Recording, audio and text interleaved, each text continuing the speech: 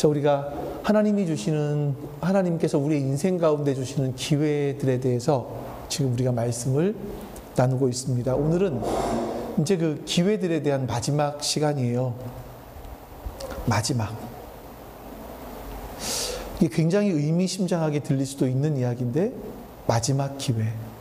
우리는 언제든지 사실 기회가 있을 것처럼 생각하며 살아갑니다. 예배도 마찬가지죠. 오늘 안 하면 다음에 또 하면 되지. 다음 주에 또 하면 되지. 이렇게 생각하는데, 이런 마지막이라는 생각을 가지면 어떨까? 예배가 내가 오늘이 내 평생의 마지막 드릴 수 있는 예배다라고 생각하면 우리 예배는 어떨까? 내 삶이 내일 살아야 되는 그 삶이 내 인생의 마지막이라고 생각을 하면 우리는 어떨까? 이런 생각이 들어요. 또 오늘도 마찬가지죠. 하나님께서 오늘 예배 가운데 주시는 말씀이 나로 하여금 하나님이 주시는 그 마지막 기회다. 하나님을 붙잡을 수 있는 마지막 기회다. 그러면 또 우리의 마음이 달라질 수 있지 않을까 하는 생각이 듭니다. 자, 우리가 오늘 지금까지 사울을 통해서 하나님께서 그 사울에게 여러 가지 기회들, 위기가 다가왔을 때, 어려움이 다가왔을 때 어떻게 해야 되는지, 또 성공했을 때 어떻게 해야 되는지, 이런 것들을 쭉 봐왔거든요. 오늘은 그 마지막 시간. 사울이라는 사람이 결국 하나님을 붙잡지 못해서 지금 마지막으로 주시는 기회예요. 이 말씀 한번 우리 본문 말씀 읽어보겠습니다. 원래는 15장 전체를 다 읽어야 돼요. 근데 31절까지 읽어야 되는데 너무 긴 말씀이라서 10절, 11절만 읽고 본문 말씀을 계속 보면서 말씀을 나누면서 계속 읽어가도록 하겠습니다. 10절과 11절 말씀 읽어봅니다. 시작. 주님께서 사무엘에게 말씀하셨다. 사울을 왕으로 세우신 것이 후회된다. 그가 나에게서 등을 돌리고 나의 명령을 따르지 않는다. 그래서 사무엘은 괴로운 마음으로 밤새도록 주님께 부르짖었다. 자, 우리 여기 여러분들 나눠드린 책의 그 프린트에 보시면 지난 5주 동안 했던 부분들이 다 기록되어 있지는 않지만 한번 여러분들이 기록할 수 있는 그런 공간들을 마련했습니다. 우리가 첫 번째 시간에는 어떤 걸 나눴죠? 하나님께서 사울을 택하세요. 근데 정말 섬세하게 사울을 택하셨습니다. 그리고 그를 강압적으로 하신 게 아니라 그를 인격적으로 그를 설득하셨어요. 그래서 사울을 왕으로 세웠다라는 걸 보여주시죠. 사울은요, 하나님의 그런 사랑을 받으며 왕이 된 사람입니다. 하지만 사울은 사무엘의 말을 따라서 산당으로 가긴 갔어요. 근데 산당에서 7일을 보내긴 했지만 자신을 왕으로 세워주신 하나님께 감사하지 않습니다. 예배드리지 않습니다. 그러니까 이걸 보면 사울은요, 처음부터 끝까지 하나님을 사랑하는 마음이 없었던 것 같아요. 그냥 하나님이 왕으로 세워주셨다라는 것도 사울은 부담스러웠던 것 같아요. 자, 그래서 하나님께서 자신을 왕으로 세워주셨다고 하는 것들을 스스로 믿지 못하고 결정적인 순간에 짐짝 사이에 숨고 결정적인 순간에 집으로 돌아가 버리고 이런 안타까운 모습들이 사울의 모습이었습니다. 그러니까 우리의 인생은요, 이렇게 사울처럼 하나님께서 우리를 사랑해 주셨을 때 그 사랑을 갚을 수 있는, 그 사랑으로 하나님께 응대할 수 있는 그런 것들이 필요하다는 걸 보았습니다. 자, 두 번째 시간에 이런 사울임에도 불구하고 하나님의 영이 사울에게 임하죠. 자, 그러자 사울은요, 자신 안에 있던 내적 두려움, 또 그 한 사람으로 말미암아 이스라엘 전체가 두려워했던 것들을 다 몰아내버리고 하나님을 모욕하는 그 이방 나라 암몬이라는 나라에 하나님의 이름으로 모험을 감행합니다. 우리가 신앙이 성장하지 못하는 이유가 뭐가 있을까? 그때 보았던 말씀들이 뭐냐면 우리가 하나님의 이름으로, 하나님을 위해서, 하나님 때문에 신앙에 모험을 하지 않기 때문이다, 이런 말씀을 드렸어요. 여러분, 신앙의 모험이라는 건 뭘까요? 특별한 일을 하는 게 아니라 내가 속한 직장에서, 그리고 이제 오늘도 끝부분에 보겠지만 여러분들, 우리가 지금까지 안 해본 일들을 하는 거예요. 말씀 성경을 안 읽었다가 이제 우리가 읽는 것들 가지고 읽고 또 기도하는 것들 가지고 기도하고 이런 것들을 한번 해보는 거죠. 이제 거기서 하나님께서 무언가 주셨을 때 그거 가지고 또 한번 도전해 볼 수 있는 거고. 예. 자, 세 번째 시간에는 사울에게요 위기가 닥쳐옵니다. 우리 인생 속에 위기가 닥쳐와요. 근데 어떤 사람들은 위기가 왔을 때 웅덩이나 굴로 숨습니다. 어떤 사람들은 자기 상황을 피해 멀리 강 건너 도망을 가기도 하죠. 이게 이스라엘 사람들의 반응이었습니다. 근데 사울은 어땠습니까? 안절부절하지 못하고 체면 때문에 도망가지는 못해요. 근데 안절부절하지 못하고 있다가 성급하게 대응합니다. 이게 사울의 모습이었어요. 그러니까 사울은 위기가 찾아왔을 때 하나님께서 주시는 평화를 잃어버린 겁니다. 그래서 우리가 그때 뭘 배웠냐면 위기가 찾아왔을 때는요, 여러분 성급하게 대응하는 것이 아니라 충분한 시간을 갖자. 좀 시간을 갖자. 두려워서 조급하게 움직이지 말자. 행동하지 말자. 그리고 뭘 기다립니까? 하나님께 기도하면서 하나님의 평화가 내 마음속에 오기를 기다리자. 그 하나님의 평화가 내가 찾아왔을 때 그때 비로소 움직이자. 이건 우리가 하나님이라는 이름을 집어넣지 않아도 이건 일반적으로도 마찬가지인 것 같아요. 우리가 위기가 찾아왔을 때는요 조급하게 행동할 수 있거든요. 그러면 분명히 그르칩니다. 언제 움직여야 되느냐? 내 마음속에 평화가 찾아왔을 때. 그때 모든 사건들을 객관적으로 볼 수 있으니까 그때 움직이는 것이 맞는 것 같아요. 그런데 하나님이 더하시면 어떻겠습니까? 그래서 우리는 이 사울을 통해서 위기 가운데 어떻게 해야 되는지를 보았고요. 자, 네 번째 시간에 사울이 뭔가 특별히 잘한 게 아무것도 없어요. 근데 성공이 사울을 찾아왔어요. 자, 여러분 가운데도 그럴 수 있습니다. 회사에서 아니면 하는 일 가운데서 어떤 성공이라는 것이 우리를 찾아올 수도 있어요. 항상 하나님은 우리가 힘들기만 원하시는 분이 아니세요. 하나님 때로 우리에게 성공도 주시는 분이세요. 근데 위기 때보다 성공이 때가 사실은 더 위험하죠. 지금 오늘 이때 말씀을 보면 자기 아들 요나단이 전쟁을 촉발했고 그 전쟁을 하나님께서 진행하십니다. 근데 이걸로 말미암아 사울이 지금 전쟁의 승리라고 하는 성공이 찾아왔어요. 근데 사울이 그때 뭐 했냐면 그 승리한 걸 가지고 더 크게 해보자. 더 성공해보자. 이런 자기 욕심을 채웁니다. 그러니까 사람들은 자신에게 찾아온 성공을 하나님께 감사하고 그 성공을 누리지 못하고요. 결국 더 큰 욕심을 내다가 무너져 버리게 됩니다. 여러분 기억하십시오. 하나님은 우리의 성공을 위한 수단이 아닙니다. 하나님은 우리의 목적이세요. 사울은 자신의 욕심을 위해서 하나님을 수단으로 사용했고요. 사람도 수단으로 사용했습니다. 우리의 삶 가운데 굉장히 중요하게 봐야 될 부분들이 이건 것 같아요. 나는 나의 성공을 위해서 저 사람을 나의 수단으로 사용하고 있나? 아니면 하나님을 나의 수단으로 사용하고 있나? 보셔야 됩니다.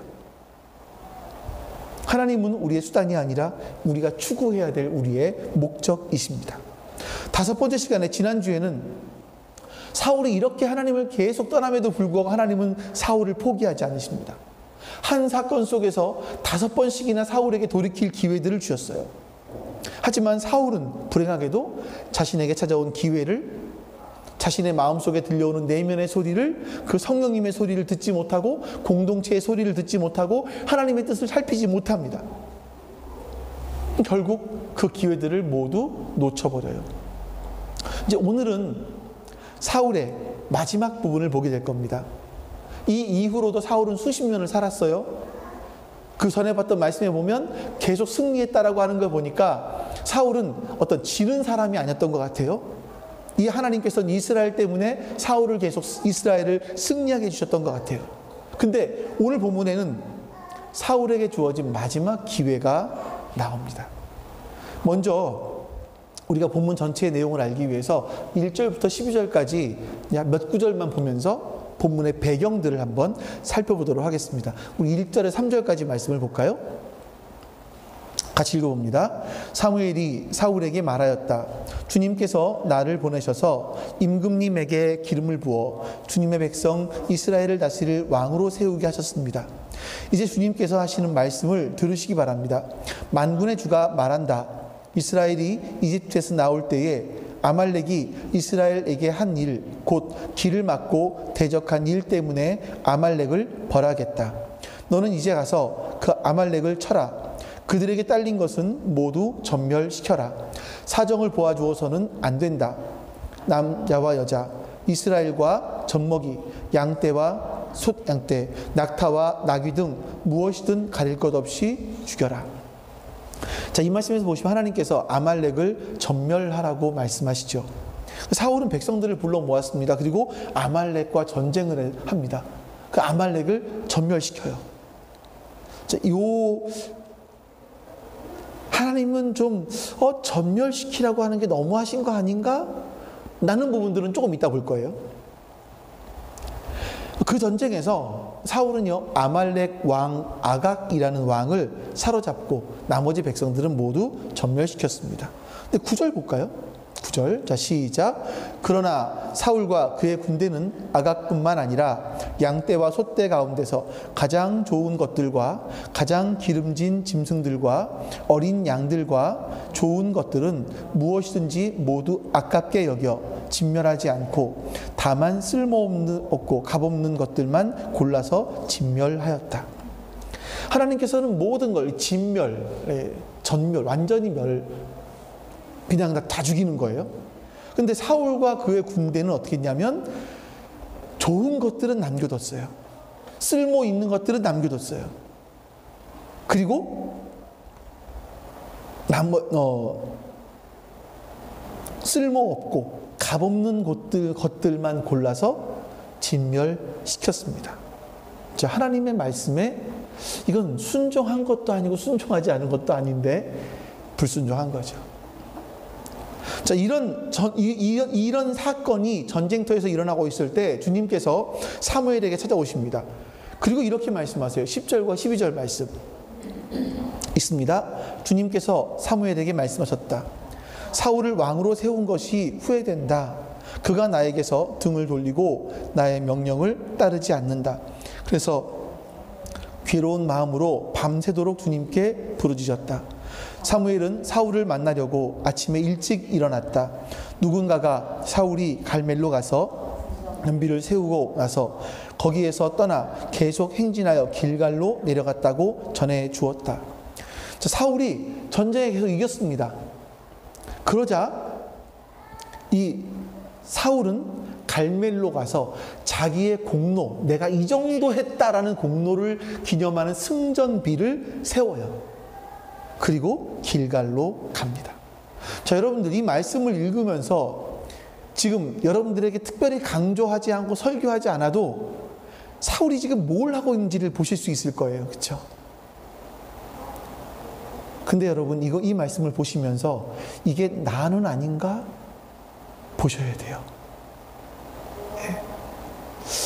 어떤 승리가 왔을 때, 무언가 잘 되고 있을 때 우쭐해지고 나의 공로로 생각하고 이런 부분들이 우리에게 있지 않는가 하는 부분들을 우리가 한번 생각을 해보시면서 이 말씀을 보셔야 되는 겁니다.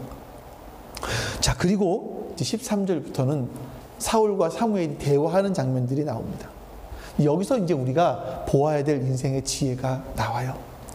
자, 여기서 보면 첫 번째, 사울은요, 사울은 요나단의 전쟁 이후에도 하나님이 계속해서 사울에게 승리를 주셨어요.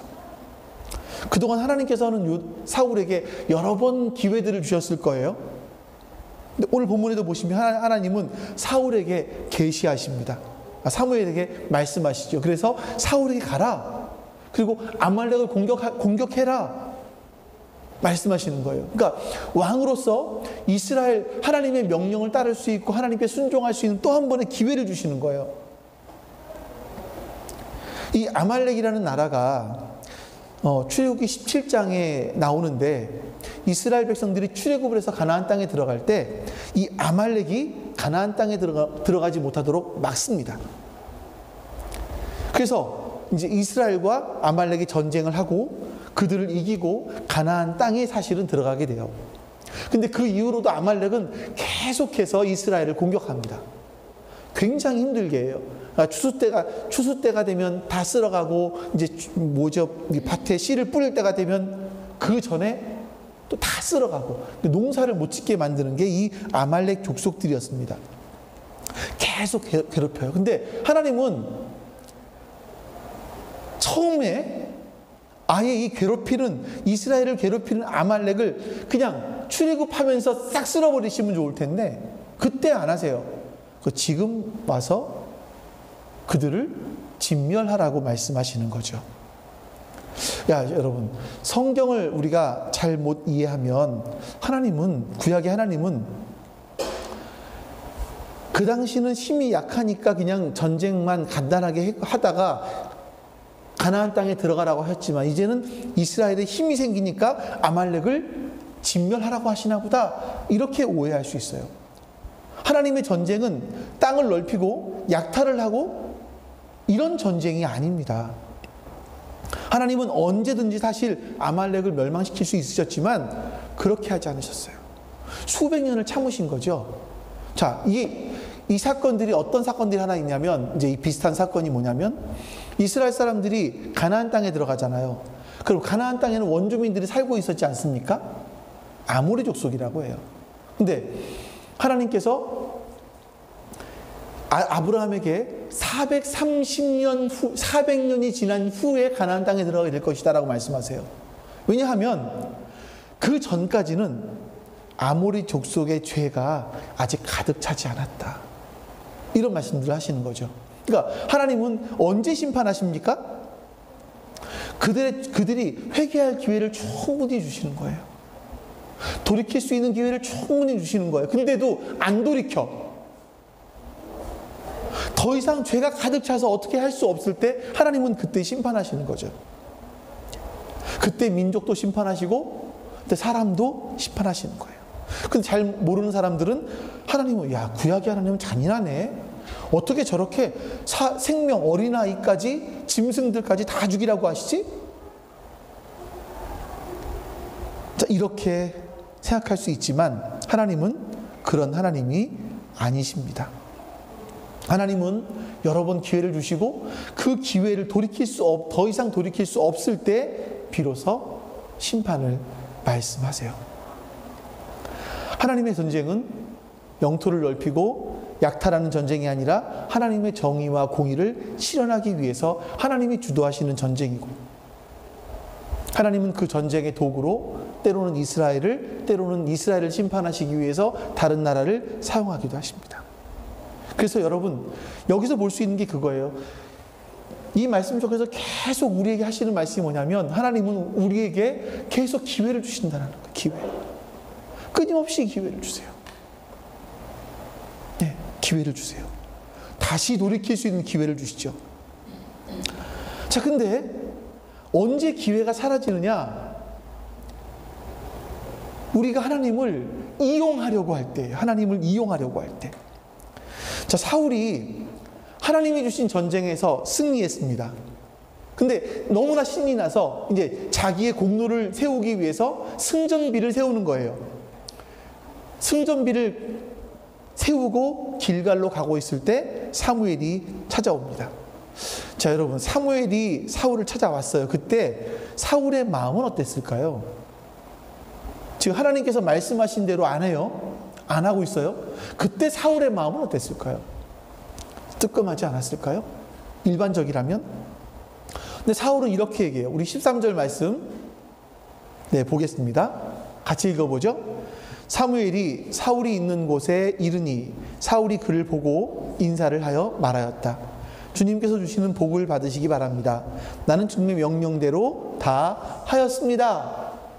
자, 누가 누굴 보고 복 받으래요? 지금 사울이 사무엘에게 주님의 복을 받으시기 바랍니다, 이렇게 얘기를 해요. 그러면서 뭐라고 얘기합니까? 나는 주님의 명령대로 다 했습니다. 지금 뭘 말할까? 지금 사울은 사무엘에게 뭘 말하고 있을까 하는 생각이 참 들어요. 13절 말씀. 그러자 사무엘이 되물어요. 14절 보겠습니다. 자, 그러자 사무엘이 물었다. 나의 귀에 들리는 이 양떼의 소리와 내가 듣는 소떼의 소리는 무엇입니까? 사실 사무엘은 다 알고 있었어요. 지금 사울이 어떻게 행하고 있는지 사무엘은 다 알고 있었거든요. 근데 사울은요 또 변명합니다. 15절 말씀 같이 읽어볼게요. 자, 시작. 사울이 대답하였다. 그것은 아말렉 사람에게서 빼앗은 것입니다. 우리 군인들이 예언자께서 섬기시는 주 하나님께 제물로 바치려고 양떼와 소떼 가운데서 가장 좋은 것들을 남겼다가 끌어왔습니다. 그러나 나머지 것들은 우리가 진멸하였습니다. 여러분, 사울은요 사무엘을, 아니 지금 하나님을 속일 수 있다고 생각을 하는 거예요. 이 내용들 좀 이따가 다시 보도록 하고요. 자, 그래서 사무엘이 다시 한번 꾸짖습니다. 그러면서 지난밤에 하나님께서 나에게 하신 말씀들을 알려주세요. 17절 말씀, 17절부터 19절까지 읽어보겠습니다. 같이 읽습니다. 사무엘이 말하였다. 임금님이 스스로를 하찮은 사람이라고 생각하시던 그 무렵에 주님께서 임금님께 기름을 부어 이스라엘 왕으로 세우셨습니다. 그래서 임금님이 이스라엘 모든 지파의 어른이 되신 것이 아닙니까? 주님께서는 임금님을 전쟁터로 내보내시면서 저 못된 아말렉 사람들을 진멸하고 그들을 진멸할 때까지 그들과 싸우라고 하셨습니다. 그런데 어찌하여 주님께 순종하지 아니하고 약탈하는 데만 마음을 쏟으면서 주님께서 보시는 앞에서 악한 일을 하셨습니까? 하나님의 전쟁을 해야 되는데 사울과 이스라엘 사람들은 뭐에만 마음을 쏟아요? 약탈하는 데만 마음을 쏟았다라고 말을 하는 거죠. 이스라엘의 전쟁은요, 하나님의 전쟁은요, 하나님의 공의를 실현하기 위한 전쟁이고, 하나님이 이스라엘을 부르신 것은 이스라엘을 통해서 하나님의 공의를 보여줘라 이거예요. 그 특별하게 택하신 백성이에요. 근데 그들이 하는 전쟁은 뭡니까? 이 하나님의 전쟁을, 이 하나님의 특별한 전쟁을 인간의 욕심을 채우는 전쟁으로 바꿔버리는 거죠. 여러분, 우리의 가장 큰 적은, 이스라엘의 가장 큰 적은 아말렉이 아니에요. 우리의 가장 큰 적은요, 우리를 유혹하는 세상이 아니에요. 우리 그걸 보셔야 됩니다. 하나님은 사울을 부르셔서 왕으로 세우셨어요. 예전에 이 말씀 보시면 스스로를, 지금 사울은요 스스로를 어떻게 생각했다고요? 하찮은 사람이라고 생각했다고요. 사울은 스스로를. 그때는 하나님 겸손했죠. 근데 하나님께서 복을 주시고 사울에게 왕으로 세우시고 그를 성공하게 하시자, 왕자에 오르고 성공하게 하시자, 그는 어떻게 합니까? 하나님을 이용하기 시작해요. 그래서 사무엘이 그 사실을 알고 책망하자 뻔뻔스럽게 또 이렇게 말합니다. 20절부터 21절 또 같이 읽어볼게요.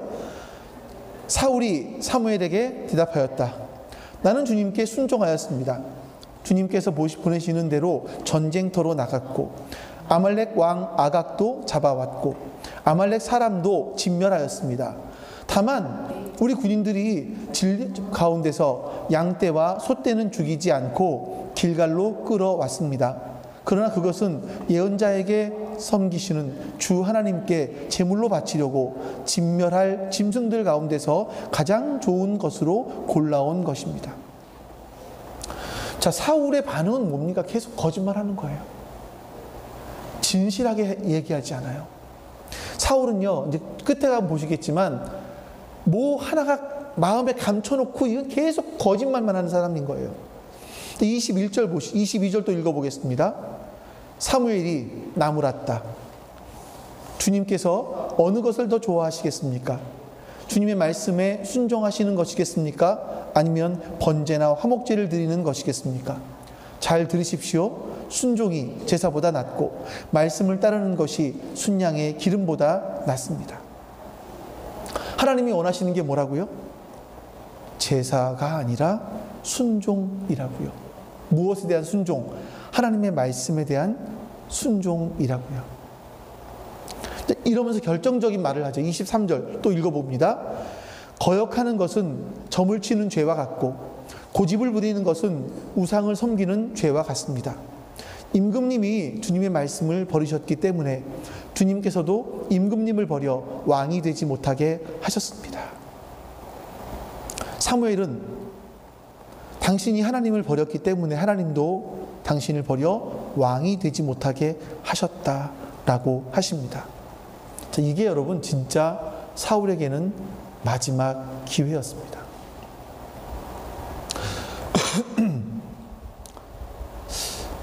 제가 요즘에 하나님께 기도하는 내용 중에 한 가지가 뭐였냐면, 여러분 성공하고 싶지 않으십니까? 신집사님은 무엇으로 성공하고 싶으세요? 어떤 것에 대해서 성공하고 싶으십니까? 뭔가 우리들의 마음속에 그런 것들이 있지 않을까요? 저는 이제 이렇게 표현해요. 성취감. 하나님, 저의 마음속에 또 저의 삶 속에 어떤 성취감들을 좀 주십시오. 이런 기도들을 했었어요. 여러분 당연한 거 아닐까요? 하나님께 성취감을 달라고 기도하는 거? 자, 그런데 제가 찬송을 부르면서 또 바울의 말을 보면서 한 가지 깨닫게 된 것이 있었습니다. 이 하나님께서 나에게 성취감을 달라라고 하는 얘기는 뭐였냐면, 하나님이 나의 좀 기쁨 되어 주십시오. 하나님 나에게 기쁨 주세요. 내가 사업을 하면 사업이 잘 돼서 기쁘게 해주시고, 내가 목회를 하면 목회가 잘 돼서 나에게 기쁨을 좀 주시고, 사람과의 관계가 있으면 그 관계 속에서 내가 뭔가 잘해서 나에게 기쁨을 좀 주시고, 나에게 기쁨을 주세요. 이게 저의 생각이었던 것 같아요. 근데 여러분 이런 찬송 기억하시죠? 나 주님의 기쁨 되기 원하네. 나 주님의 기쁨 되기 원한다는 고백이 있잖아요. 이게 고린도후서 5장 9절인 것 같아요. 한번 누가 성경을 찾아보실까요? 여기 맞아요. 제가 읽어드릴게요. 제가 먼저 봤어요. 여기 없어요. 제가 읽어드릴게요. 자, 그런즉 우리는 몸으로 있든지 떠나든지 주를 기쁘시게 하는 자가 되기를 힘쓰노라. 바울은요 계속해서 주님을 기쁘시게 하는 자가 되기를 힘쓴다라고 고백을 해요. 근데 나는 뭐라고 고백했냐면, 하나님이 좀 나의 기쁨 되어 주십시오. 하나님이 좀 나에게 기쁨을 주십시오. 이런 고백들을 했어요. 카페를 하면 막 손님들이 막 찾아오고, 매상도 늘어나고, 내 속 안에는 기쁨들이 있고, 뭐든지 하면 성취감들이 있어서 내 안에 좀 기쁨들을 하나님 주십시오 라고 얘기했던 거죠. 근데 바울은, 성경은 뭐라고 말씀하고 있냐면, 아니야, 그것이 아니야. 네가 하나님의 기쁨 돼야 돼. 하나님이 기뻐하시는 걸 내가 기뻐하는 것이 나의 기쁨이 되어야 돼. 이렇게 말씀하고 있었던 겁니다. 제가 오늘 말씀, 이 사울의 이야기를 보면서 참 사울의 삶을 보면서 너무나 많이 깨달았던 것 같아요. 사울은 계속해서 하나님을 나의 기쁨 되게 해달라고 하는 것 같아요. 하나님께서 나에게 기쁨을 달라고 하는 것 같아요. 그러나 성경은 하나님이 나의 기쁨 되는 것이 아니라 내가 하나님의 기쁨 되기 원한다, 이렇게 고백하고 있는 거죠. 여러분 잘 기억하시기 바랍니다. 이것이 우리가 추구하며 나가야 될 그런 삶의 모습이라는 겁니다. 자, 근데 이 사울을 보세요. 이제 자, 사울의 이 발칙함과 이 악함을 한번 보십시오. 24절 25절 말씀. 사울이 사무엘에 간청을 합니다. 같이 읽어볼게요. 사울이 사무엘에게 간청하였다. 내가 죄를 지었습니다. 주님의 명령과 예언자께서 하신 말씀을 어겼습니다. 내가 군인들을 두려워하여 그들이 하자는 대로 하였습니다. 제발 나의 죄를 용서해 주시고 나와 함께 가셔서 내가 주님께 경배할 수 있도록 해주시기 바랍니다. 첫 번째 핑계를 누구 때문이라고 합니까? 군인들 때문이라고 이야기를 해요. 자, 그러면서 한 가지 아주 발칙한 행동을 해요. 뭐냐면 제발 나의 죄를 용서해 주시고 나와 함께 가셔서 내가 주님께 경배할 수 있도록 해주십시오. 내가 하나님께 예배할 수 있도록 해주십시오 라고 이야기합니다. 내가 하나님께 예배 드리고 싶으니 날 좀 도와주십시오 라고 이야기를 하는 거죠. 근데 사무엘은요, 이게 거짓이라는 걸 알거든요. 그렇게 떠나려고 했어요. 그러자 사울은 이렇게 합니다. 29절 30절 또 읽습니다. 이스라엘의 영광이신 하나님은 거짓말도 안 하시거니와 뜻을 바꾸지도 않으십니다. 하나님은 사람이 아니십니다. 그러므로 하나님은 뜻을 바꾸지 않으십니다. 이게 사울의 말이에요. 지금까지 사울의 말이에요. 그렇죠? 사울이 간청합니다. 사무엘의 말이었어요. 사울이 간청합니다. 내가 죄를 지었습니다. 그러나 나의 백성 이스라엘과 백성의 장로들 앞에서 제발 나의 체면을 세워주시기 바랍니다. 나와 함께 가셔서 내가 예언자께서 섬기시는 주 하나님께 경배할 수 있도록 하여 주십시오. 사울은요, 지금 내가 죄를 지었습니다 라고 말을 해요. 자, 그런데 무엇 때문입니까? 무엇 때문에 예배하겠다고 합니까? 나의 백성 이스라엘, 하나님 백성인데 자기 백성이 되죠. 나의 백성 이스라엘, 백성의 장로들, 이 앞에 내 체면 좀 세워주십시오. 아니, 예언자께서 왔다가 그냥 가시면 내 체면이 뭐가 됩니까? 그래도 왔다가 뭔가 좋은 성과가 있고 내가 하나님께 제사를 드려야 그래도 사람들이 볼 때 왕이구나, 하나님이 왕을 아직도 인정하시는구나, 이거 볼 거 아닙니까? 사람들 앞에 내 체면 좀 세워주십시오라고 얘기하는 거예요. 체면을 위해서 예배 드릴 수 있도록, 경배 드릴 수 있도록 하게 해달라고 이야기하는 거죠. 하나님은요, 이제 사울은요, 하나님이 너 버렸어, 개의치 않아요. 별로 상관없어요. 뭐가 중요합니까? 내 체면이 더 중요한 거예요. 그래서 정치적인 술수를 부리고 있는 거죠. 여러분, 기억하세요. 하나님께서 우리에게 마지막 기회를 주세요. 근데 그 기회를 발로 차버리는 것은요, 하나님이 거둬가시는 게 아니에요. 내 스스로 자초하는 거죠. 하나님이 나를 버리셨다, 하나님이 너를 버리셨어 라고 말씀하셨을 때 사울은 그것보다 더 중요한 것이 자기 체면이었었어요. 이때 뭘 해야 되냐면, 하나님,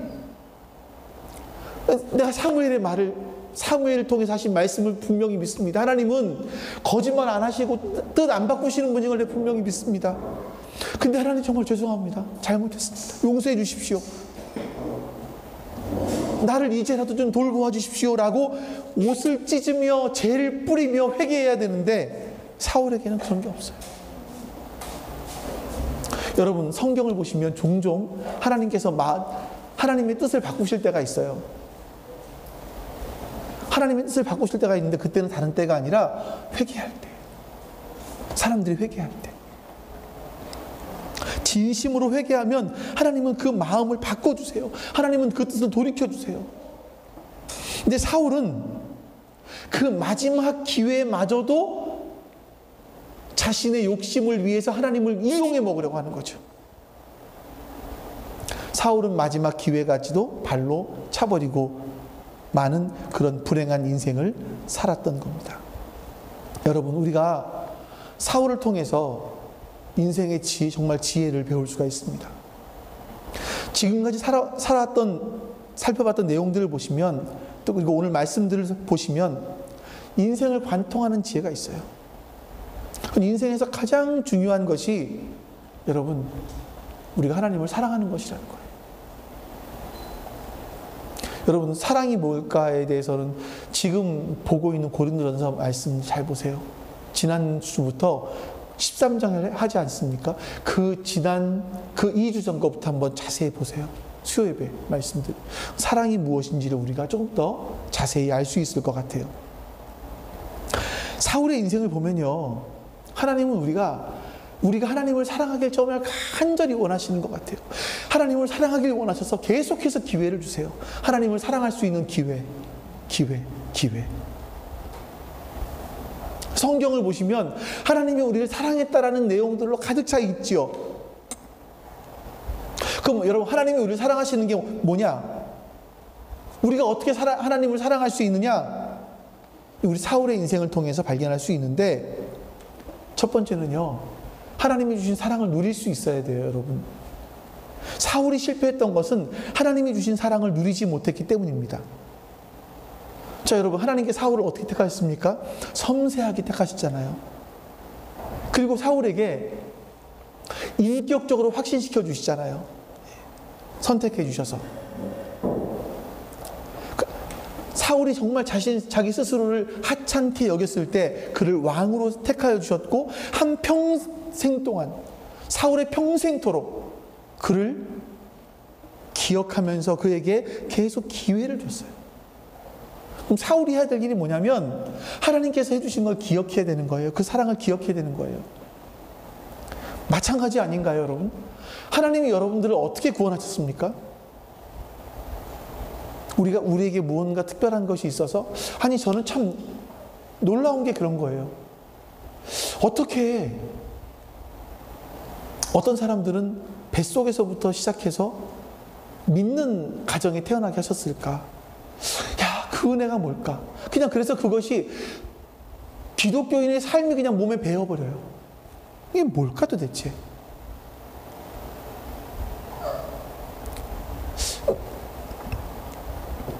이렇게 된 것들은 우연히 된 것이 아니라, 하나님께서 우리를 구원하게 된 것, 우리가 구원받게 된 것은 우리가 우연의 일치로 되어진 것이 아니라, 어떤 조금 수준 낮게 이야기한다면 나의 결단으로 된 것이 아니라, 하나님께서 모든 사람을 동원하시고 모든 상황들을 동원해서 절묘하게 우리들을 이렇게 하나님을 만나게 하신 거죠. 우리가 그 사실을, 그 하나님을 잊어버릴 때, 그 하나님을 망각할 때, 우리는 우리의 인생 속에 비극이 시작되는 겁니다. 근데 혹시 여러분, 문제가 이거 같아요. 내 속에 하나님을 사랑할 수 있는 힘이 있을까? 내가 스스로 하나님을 사랑할 수 있을까라는 부분이기도 해요. 저는요, 제 속의 마음들을 탐구해 보면, 아, 진짜 하나님 사랑하는 게 이렇게 내가 힘들까라는 생각들이 들어요. 목사인데 저는 성경을 아마 가장 많이 보는 사람 중에 하나가 아닐까. 여러분들, 우리 가운데서 더 많이 보는 사람들도 물론 있겠지만, 우리 가운데서 성경을 가장 많이 보지 않을까? 또 설교들을 가장 많이 듣지 않을까 싶기도 하게 해요. 근데 그런 제가 하나님을 사랑하는 게 이렇게 힘들까라는 생각들이 듭니다. 내 속에 하나님을 사랑할 만한 힘이 없다라는 생각들이 너무나 많이 들어요. 우리가, 여러분, 진짜 뭔가 어려움이 닥쳐봐야, 힘들어 봐야 하나님께 찾아와서 기도라도 하지요. 인간들은요, 인간이란 종자들은요, 어렵지 않으면 하나님을 찾아오질 않아요. 내 삶이 편안하면 하나님을 부르지 않아요. 도대체 왜? 목사인 저까지도 여러분들께 편안할 때 하나님 찾으십시오, 아무리 이렇게 외치고 있는 저까지도 하나님을 잘 찾지 않아요. 이게 인간들이에요. 그래서 너무나 안타까운데, 또 저렇게 어려움이 오나 하는 생각들이 들기도 해요.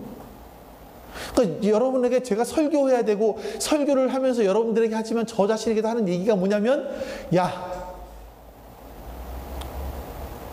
어려움이 왔을 때 기도하지 말고, 어려움이 찾아와야지만 하나님 찾지 말고, 좀 잘 되고 있을 때 하나님 찾아 감사하면서,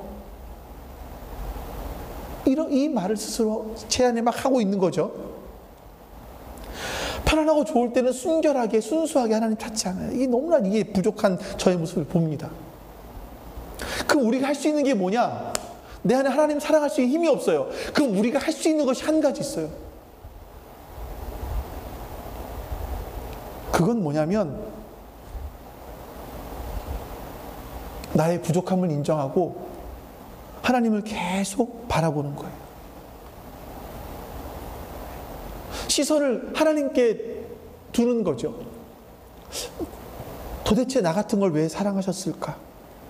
나같이 이렇게 순결하지 못하고 사울처럼 사람들 앞에서 거칠애나 하고 내가 뭐 좀 잘했을 때 사람들 앞에서 내 자랑이나 하고 이런 체면치레나는 나, 자랑이라는 나, 이런 나를 왜 포기하지 않고 조금만 잘 되면 교만하고 이런 나를 왜 하나님은 포기하지 않고 나를 교회로 불러주시고 말씀을 듣게 하시고 왜 그러실까?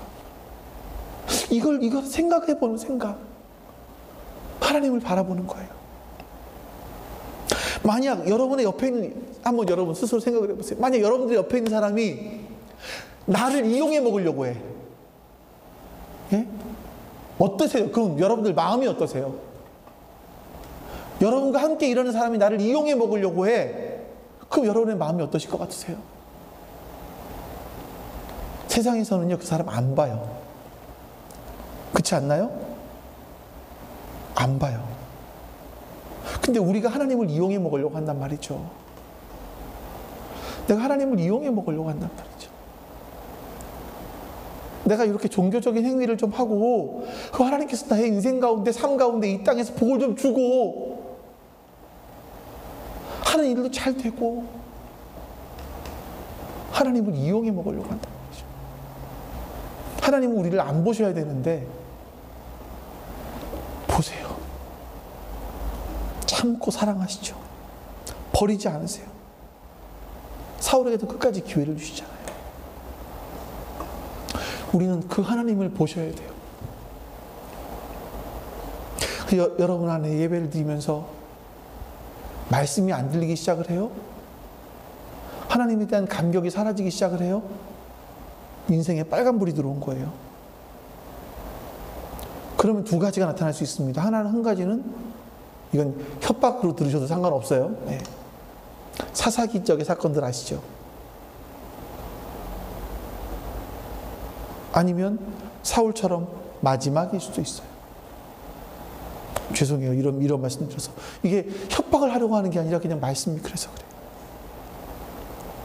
그래서 여러분, 우리 안에 하나님을 사랑하는 감격들이 사라지고 있는지 보셔야 되고, 그때는 좀 심각해지셔야 돼요. 두 번째가 뭐냐면, 여러분, 사랑을 받으셨어요? 사랑을 느끼세요? 그러면 사랑을 표현하십시오. 사울은 하나님의 사랑을 받았습니다. 그러면 하나님의 사랑을 받았으면 하나님께 제일 먼저 해야 되는 사랑 표현이 뭐냐면요, 단을 쌓고 하나님께 예배드리는 거예요. 진심으로 예배드리는 거예요. 하나님을 경배했어야만 해요. 근데 사울이 첫 번째 단을 쌓았던 게 뭡니까? 사람들 앞에서. 사람들을 내 앞에 데리고 와라. 내 앞에 데리고 와서 짐승을 잡게 해라. 내 앞에서 먹게 해라. 누구의 공로를 취하기 위해서? 사울 스스로의 공로를 취하기 위해서 첫 번째 단을 쌓았어요. 여러분, 사울은 이런 사람인 거예요. 사울은 왜 하나님께 사랑을 표현하지 못합니까? 항상 누구를 봐요? 나를 보고 있었어요. 그 시선이 항상 나밖에 몰랐어요. 나. 여러분, 우리 보세요, 여러분.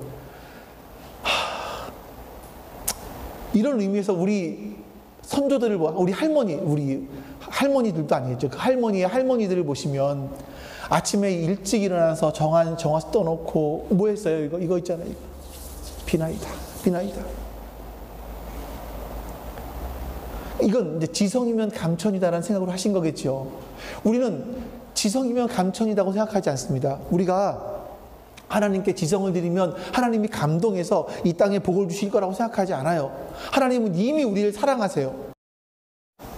우리가 그렇게 지성을 드리지 않아도, 그런 지성을 드리지 않아도 하나님 우리를 사랑하세요. 우리 다른 부분이 필요해요. 다른 부분. 그게 뭐냐면, 여러분, 우리가 하루에 10분씩 기도하자고 하잖아요. 또 우리가 말씀을 읽자고 하잖아요.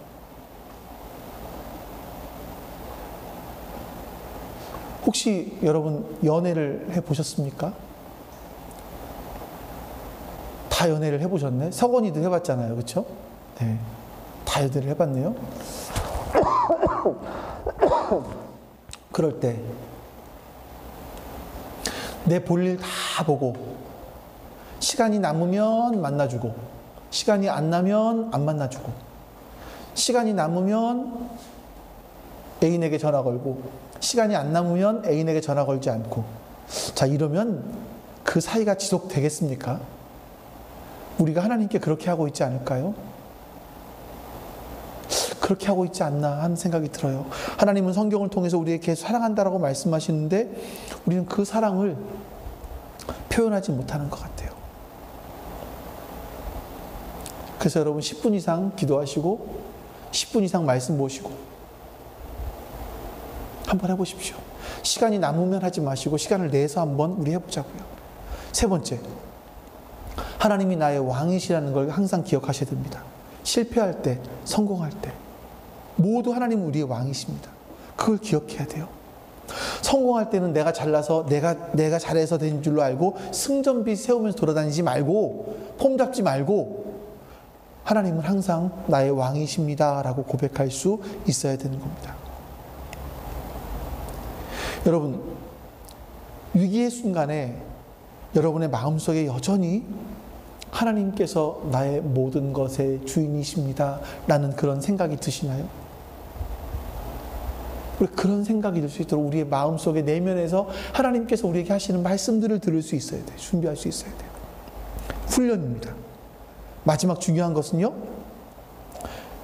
우리의 마음을 지키는 일이 필요합니다. 사울의 실패는 자기의 마음을 지키지 못한 데서 시작됐습니다. 자기 부족함 들여다보느라고 하나님께 반응하지 못했어요. 나중에는 자기의 성공에 도취해서 하나님을 바라보지 못했어요. 오직 사울은 자기만 바라봤습니다. 우리는요, 주님께 기도하고 주님 앞에 나아감으로 말미암아 우리의 마음을 지키는 것이 필요합니다. 그래서 우리의 마음이 하나님 주신 사랑, 하나님을 향한 사랑, 그리고 하나님이 왕이시라는 이 고백으로 가득 차 있어야만 하는 겁니다. 그러면 우리가 이 땅에서 살아가면서 작은 일 때문에 작은 일의 성공 때문에 기뻐하고 작은 일의 실패 때문에 슬퍼하고 흥분하고 이런 일들, 좌절과 흥분, 이런 것들이 우리 안에 있지 않을 거예요. 여러분, 저는 이번 사울을 공부하면서 한 가지 깨닫게 된 것이 있습니다. 그것은 하나님은 우리를 정말 집요하게 사랑하신다는 거예요. 우리는 사울을 통해서요, 하나님께서 우리를 절대로 포기하지 않으신다, 마지막 순간까지 우리를 끝까지 붙들고 계신다라는 이 하나님의 사랑을 보게 됩니다. 그리고 그럼에도 불구하고 사울이 하나님을 붙들지 않잖아요. 이제 마지막으로 사울에게 악한 영이 들어가죠. 그래서 사울의 삶 가운데 정신병적인 일들이 일어나기 시작을 합니다. 다윗이 비파를 켜야만 했고, 하나님의 집요한 사랑을 거부하고 마지막까지 기회를 놓쳐버린, 기회를 발로 차버린 그 다음에 일어나게 된 사건들이에요. 그래서 우리 마지막 순간에도 언제든지 하나님을 바라보면서 나가셔야 됩니다. 기억해야 될 것이, 마지막 순간이 가까웠는데도 하나님의 사랑을 계속 거절하면 거절할수록 여러분, 우리의 마음들은요, 강팍해져요. 나중에 스스로 말도 안 되는 말로 거짓말을 하고요, 하나님을 속이고요, 억지를 부리고요, 고집을 피워요. 뻔뻔스럽게 하나님 앞에 나아갑니다. 그러면서 이게 마지막 기회인지조차도 모릅니다. 여러분, 하나님께서 우리를 사랑하신다고 하면 어떤 경우에를 보면 우리는 그 하나님은 우리를 너무너무 사랑하셔라는 것 때문에 하나님의 사랑을 무시하는 것이 아닐까 하는 생각들이 들어요. 아기들을 보면 그러거든요. 아기들이 굉장히 사랑해주면요, 너무너무 이뻐해주면요, 때로는 보면 어떤 아이들은 그 사람을 무시해요. 우리가 그런 실수를 하면 안 되겠죠? 우리는 하나님의 사랑에 대해서 반응하셔야만 합니다. 그 반응들이 우리가 10분 동안 10분 이상 기도하고 10분 이상 말씀을 보고 또 그 말씀대로 우리의 삶을 살아내 보는 것, 반응하는 것이 우리에게 정말 중요하다는 걸 여러분 기억하실 수 있기를 바랍니다. 그래서 여러분들과 제가 하나님 사랑 속에서 그 하나님이 주시는 그 복을 죽을 때까지 누릴 수 있었으면 좋겠습니다. 하나님, 우리의 인생 가운데 기회는 무한정 있지 않을 겁니다. 어쩌면 오늘이 하나님을 알아갈 수 있는 마지막 기회일 수도 있습니다. 그 기회들을 놓치지 않게 해주시옵소서. 그 기회들을 선용하게 해주시옵소서. 바울처럼 하나님보다 나의 체면이 더 중요하고 사울처럼 하나님보다 내 인생이 더 중요한 그런 사람 되지 않게 해주시고, 하나님을 바라보며 하나님의 사랑을 우리의 마음에 새기며 그 하나님의 사랑에 반응할 수 있는 우리가 되게 해주시옵소서. 그로 말미암아 우리가 죽을 때까지 우리의 인생, 하나님이 주신 우리의 인생이 마지막 그 순간까지 하나님이 주신 이 복들을 누리며 살아갈 수 있게 도와주시옵소서.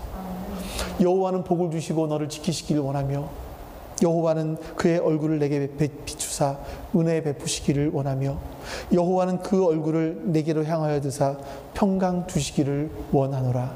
아멘.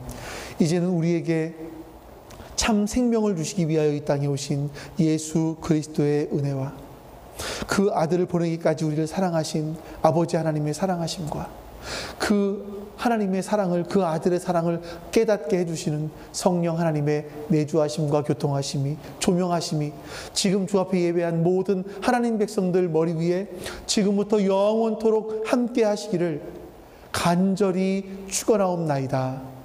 아멘. 아멘.